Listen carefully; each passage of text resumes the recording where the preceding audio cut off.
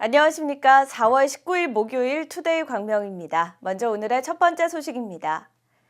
광명시와 농협중앙회 광명시 지부, 광명시 농산물 직거래장터협의회와 소비자 대표가 19일 직거래장터 활성화를 위한 업무 협약을 체결했습니다. 지난 5일 개장한 목요 직거래장터는 올해 초 소와 이동의 시장 동방문 및 시민과의 대화 중 편의시설이나 마트가 부족하다는 건의사항을 적극 반영하여 광명 역세권 휴먼시아 3단지 근린공원에 마련한 것입니다. 이날 협약식에서는 양기대 광명시장을 비롯해 농협중앙회 광명시 지부장, 농산물 직거래장터 협의회장과 소비자 대표가 참여해 협약서에 서명하며 직거래장터의 효율적인 운영에 뜻을 함께했습니다. 협약서에는 거래장터 활성화를 위한 상호 협조를 약속하고 생산자는 소비자에게 안전한 농산물을 공급할 것과 관내 농업인이 관내에서 생산한 농산물로 장터를 운영하는 내용이 포함됐습니다. 직거래 장터는 편의시설이 활성화될 때까지 추진할 계획이며 앞으로 맞벌이 가정을 위해 야간이나 주말 개장도 검토 중입니다.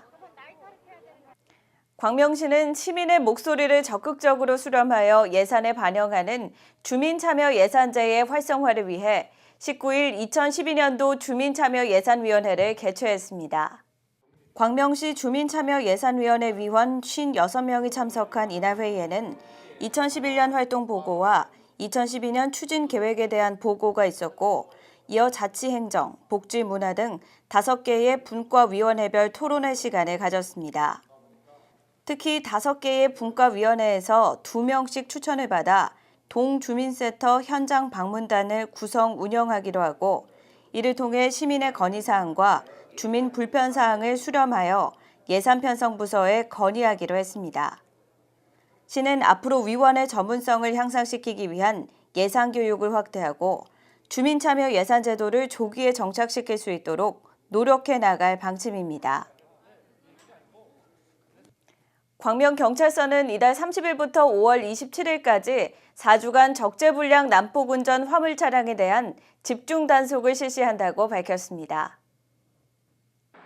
이는 올해 3월 기준으로 경기 지역 화물차 교통사고가 지난해 대비 5.2% 증가했고 이에 따라 도로상의 안전이 위협받고 있다는 시민들의 매서운 질타가 이어지는 데 따른 것입니다.